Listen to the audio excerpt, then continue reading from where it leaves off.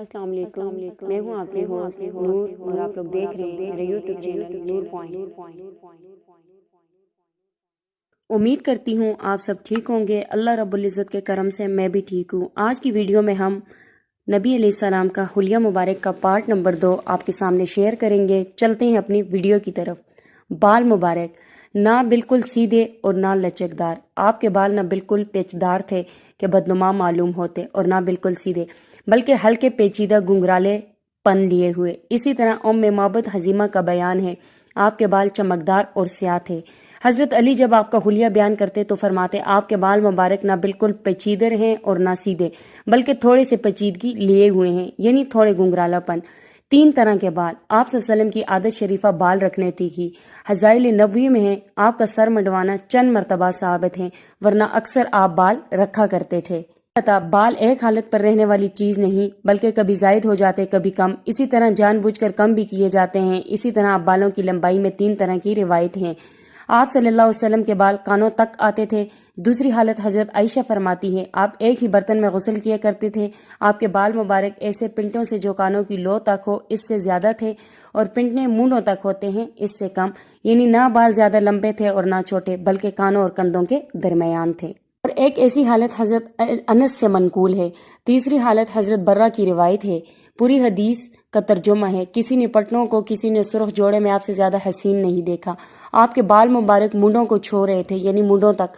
آپ سفید داڑیوں والا سرخ رنگ کا کرتا زیب تن کرتے تھے، سفید رنگ کا، جو دور سے دیکھنے میں سرخ معلوم ہوتا اس لیے سرخ کہہ دیا، ورنہ خالص تیز سرخ رنگ کا کپڑا پہننا مرد کے لیے حنفیہ کے ہاں مکروہ ہے۔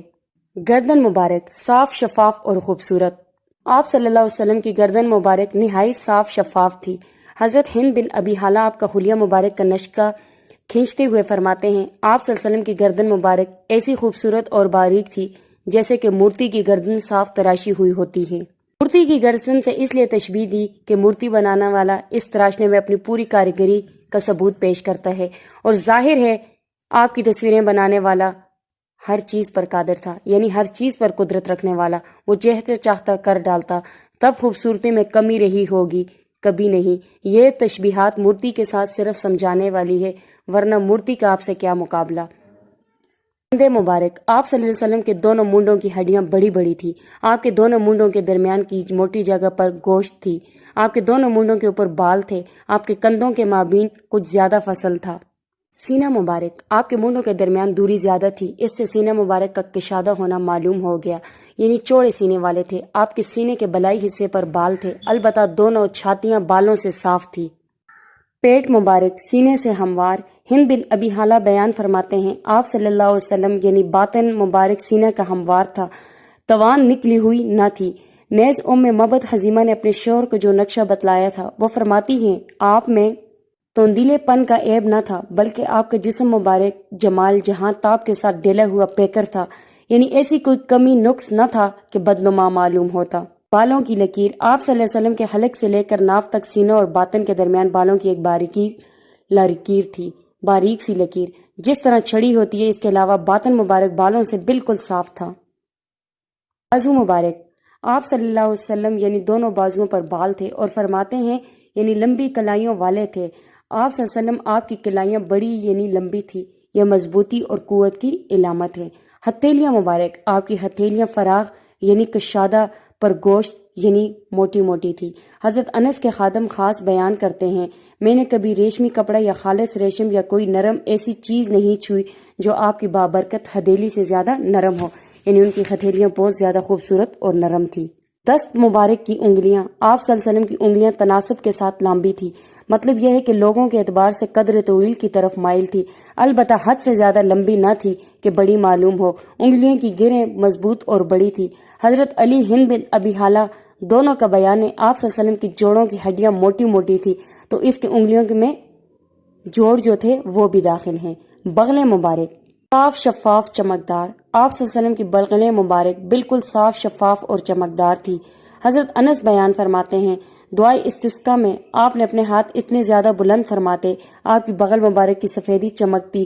اسی طرح ابو موسیٰ فرماتے ہیں آپ نے ایک مرتبہ دعا فرمائی، ہاتھ اوپر اٹھائے تو آپ کی بغل صاف نظر آنے لگی۔ سفید ہونے سے یہ مراد ہے کہ آپ کے بغل مبارک میں بال نہیں تھے۔ پنڈلیاں مبارک، آپ کی پنڈلیاں کس قدر باریک تھی، آپ کی پنڈلی مبارک پر بھی بال تھے۔ یہ صفت مردوں میں اچھی شمار ہوتی ہے۔ عورت کی پنڈلی کا موٹا ہونا اور بالوں کا ہونا حسن کی علامت ہے، لیکن مرد کے لیے ہلکی پنڈلی ہی قابل مدح ہے۔ نیز پنڈلی مبارک چمکدار تھی۔ حضرت عون بن ابی جحیفہ نے ایک قصے میں بیان فرمایا، آپ فرماتے ہیں نبی علیہ السلام ایک خیمے سے باہر تشریف لائے، آپ کی پنڈلی چمک رہی تھی، گویا اب بھی پنڈلی کی چمک میں دیکھ رہا ہوں، یعنی کہ مجھے اچھی طرح یاد ہے۔ قدم مبارک، آپ صلی اللہ علیہ وسلم کے قدم مبارک پر گوشت تھے، آپ کے قدم مبارک ہموار ستھرے، اس کی ملاست اور صفائی کی وجہ سے ان پر فوراً پانی ڈل جاتا، ٹھہرتا نہیں تھا۔ دونوں قدموں کا پرگوشت ہونا یہ صفت مردوں میں ہے، نہ کہ عورتوں میں۔ آپ صلی اللہ علیہ وسلم کی پاؤں کی انگلیوں میں تناسب کے ساتھ اوروں کے مقابلے میں دراز تھی، جیسا کہ ہاتھ کی انگلیاں دراز معلوم ہوتی تھی۔